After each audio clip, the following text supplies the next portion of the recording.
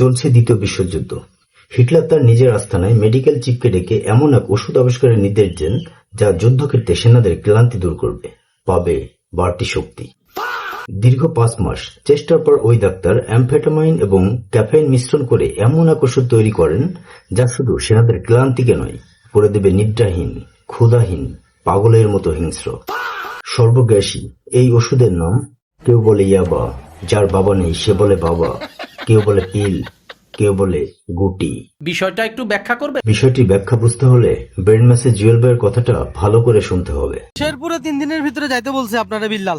3 দিনের ভিতরে যদি আপনি না যান সেক্ষেত্রে আপনাকে বলছে পরবর্তীতে যাইলে একটু প্রিপারেশন নিয়ে যাইতে বলছে। বিল্লাল যেটা করতেছে সে আমাকে আলটিমেটাম দিচ্ছে। একজন সুস্থ মানুষ যদি গুটি খাওয়া মানুষ ছাড়া, যদি অ্যাডিক্টেড মানুষ ছাড়া, একজন স্বাভাবিক মানুষ, মানবিক মানুষ, যাই হোক গুটি আছে না, তো একজন স্বাভাবিক মানুষ কখনো এই ধরনের কথা বলতে পারে না। বরণ মরণ এই যন্ত্রণাকে ভুলি যে বাবার মন্ত্রণাতে। বিশ্বাস করি না। আপনি বিশ্বাস করেন আর নাইবা করেন, বিল্লালের চেহারায় গুটি করে ভাবটা লক্ষণীয়। ঠিক বলেছো। এটা কিন্তু আমি বলিনি, জুয়েল ভাই বলেছে। আচ্ছা, আমি বিল্লালকে নিয়ে যে এত কথা বললাম, আমার ভিডিওটা কি মিলিয়ন হবে? ভবিষ্যৎবাণীকে আমি করতে পারি, আমি কি জ্যোতিষী? আপনি জ্যোতিষী কিনা বলতে পারবো না, কিন্তু জ্যোতিষী গুটি বিল্লাল ঠিকই বলতে পারবে। মিলিয়ন দিয়ে দিছি ভাই। থরসব বিল্লাল বলছে না, এটা মিস হবে হবে। আমি বিশ্বাস করি না। আমিও বিশ্বাস করি না, কারণ গুটিখোরের বিশ্বাস নাই। তাইলে আমার মিলিয়ন?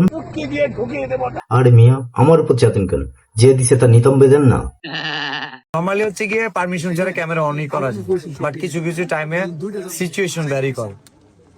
এখানে এতগুলো মানুষ ক্যামেরা ধরে আছেন না, এই মুহূর্তে মনিটেশন চেক করবো, যার মনিটেশন আছে 2000 টাকা করে জরিমানা দিবেন। নিজেকে অহংকারী ভাবা এটি এক ধরনের মানসিক, আত্মিক এবং চারিত্রিক রোগ।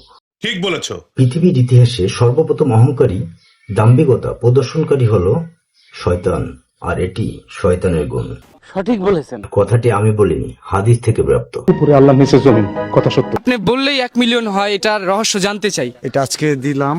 জ্যোতিষী তার নির্ধারিত পদ্ধতি অনুযায়ী রত্ন, পাথর ইত্যাদি ধারণ করার নিদান দেন, বাট এই গুটি বাবা তো বাঁশ দিতেছে, বাঁশ। এই ভিডিওতে 1 মিলিয়ন ভিউ হবে। যদি ভিউ না হয় এইটা আপনি আমারে ফেরত দিবেন। বাঁশ পর্যন্ত ঠিক ছিল, বাট ইট যদি একবার ব্যাক সাইড দিয়ে যায়, এটা কি কখনোই সম্ভব?